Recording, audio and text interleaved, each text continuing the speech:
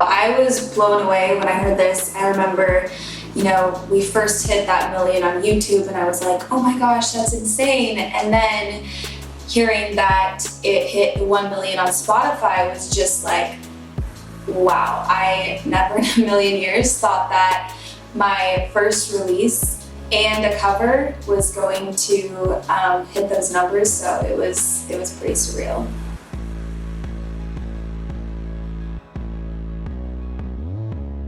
In high school, I performed it quite a few times with this guy that was in my choir. And so, I was very familiar with the song. I have multiple recordings of it back in those days. And so Danny came to me and he wanted to do a cover of this song. And I was like, wow, what are the chances that it was a song that I did in high school multiple times for performances?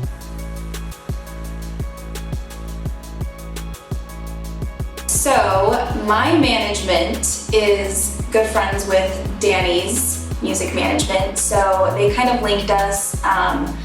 Danny had been wanting to do a cover of Fix You for quite some time, and he had heard some vocals that I had done. Obviously, I didn't have anything out on Spotify, Apple Music yet, didn't have my own releases, so he was just judging based off of some clips that he'd heard through my management, and I was just really honored that he wanted to work with me on this track. So that's kind of how it happened.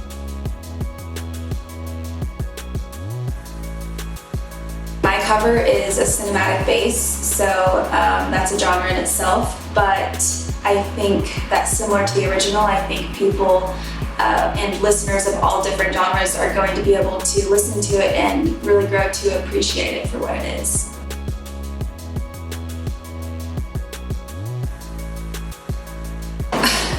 Yes, absolutely. I didn't want to make any wrong moves. I am a starting out artist of my own, and that track was perfect as it was. It didn't really need to be altered or changed, and that kind of stressed me out because I wanted to make a good impression.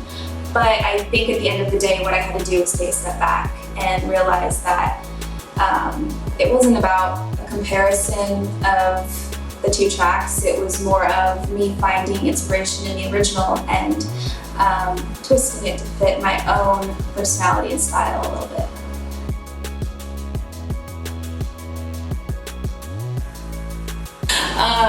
Danny is amazing. He's a perfectionist, and that's what makes his tracks so incredible, every single one of them. Is he puts so much time and effort into every single word that goes into the song. So I redid every single word a million times until it was perfect. And another thing that I think people don't not understand, but they didn't realize about my track is that a lot of the instrumentation in it was my vocals. So I would sing different weird lines that he had me sing, and then he'd transform it to be like the instrumentation in the background. So that was pretty cool.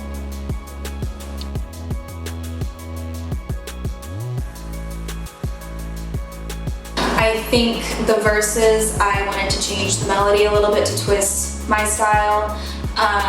The timing was a little bit different. We slowed things down in certain places, sped things up in others. But for the most part, we obviously kept the lyrics the same. And I wanted to keep the chorus the same. So, yeah.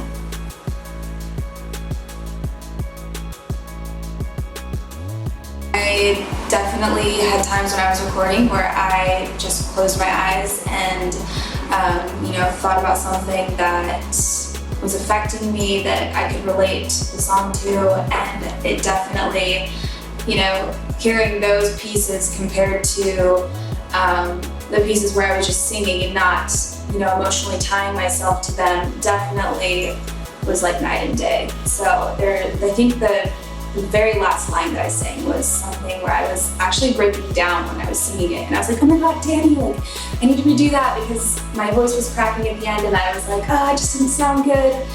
But he was like, no, we're keeping that. That was awesome.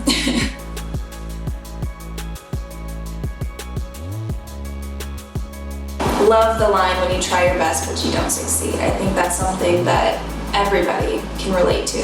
You know, trying really hard and failing at something, but that's all a part of the growth and the process of your journey. So love that line. And I think the line, I will try to fix you, that says enough in itself. We all have somebody in our lives that we really wish we could just jump inside of them and fix whatever's hurting them, or you know, whatever it is that is causing them stress and pain. I think those two lines really resonated with me throughout the process.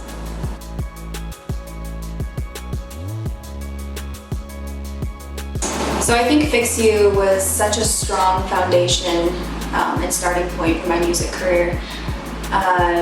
It taught me a lot as an artist that hadn't released anything before. It taught me about playlisting, the importance of it, you know, signing a song to a label for the first time. That was awesome. So yeah, I think that there's just like a lot of things on the business side of things that I wouldn't have known had it not been for Fix You. And you know, the success of it was amazing in itself, but I think there was a lot to be learned outside of that.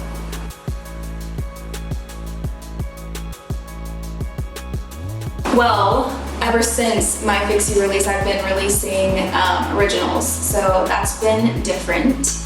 I think that with every release, I find myself a little bit more in my music, and I've been able to release songs that really showcase who I am and kind of tell my story. I think it's hard for people to really see the true Jadelyn and who I am without putting words to it. So being able to release my songs and share my story through that and just be me has been, you know, it's been an amazing feeling.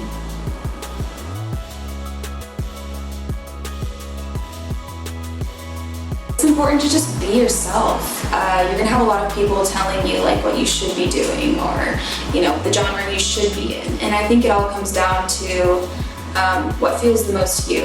Where are you able to really emotionally put yourself in a state where you're willing to share your story and say things in your songs that people can relate and know as emotionally who you are. So I think that the audiences you attract will really feel that through your music if you're just being yourself.